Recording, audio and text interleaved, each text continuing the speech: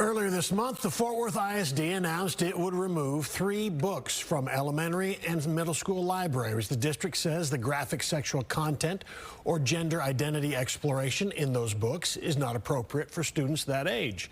The move came after a conservative group targeted the Fort Worth ISD for having those books in those libraries.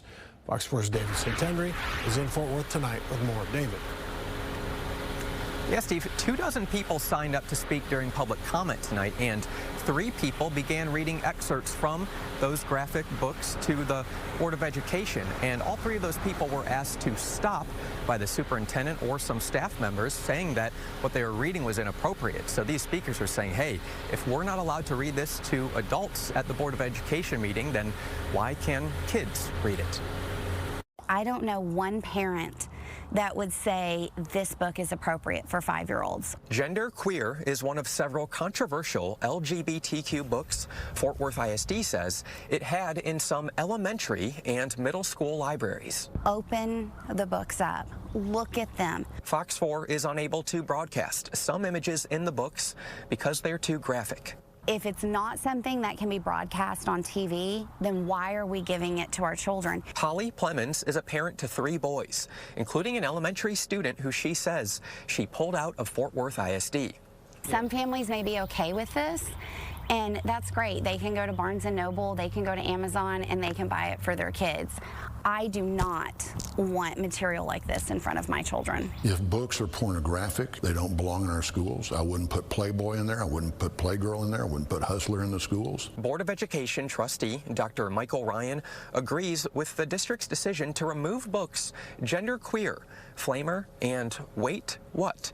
Earlier this month, the conservative social media account, Libs of TikTok, blasted to its millions of followers that the books were in Fort Worth ISD libraries. The district immediately looked at them. They picked those books up. They're in central office. The district tells Fox 4, we are currently reviewing our guidelines and policies in preparation for the upcoming school year. When they present to the board can take any action they need to on it. I just really hope that they're going to do a deep dive into these books that they have. Look at the publishers that are publishing this kind of content. Gender Queer's author labels the book the most challenged book in the United States in 2021 and 2022.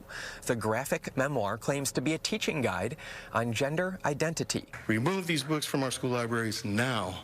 Thank you. A group of people at Tuesday's board meeting believes it has no place in public schools. And it sickens me to read or listen to passages from some of these books and to look at the graphic images. These books are placed on the shelves by someone in hopes of normalizing this trash. I sincerely hope that you take this seriously and consider finding out how these books entered the schools and who was responsible. Their feelings are shared by Plemons. We want them to read, quality books. That school board meeting is still going on right now, but there's nothing that's supposed to be voted on tonight.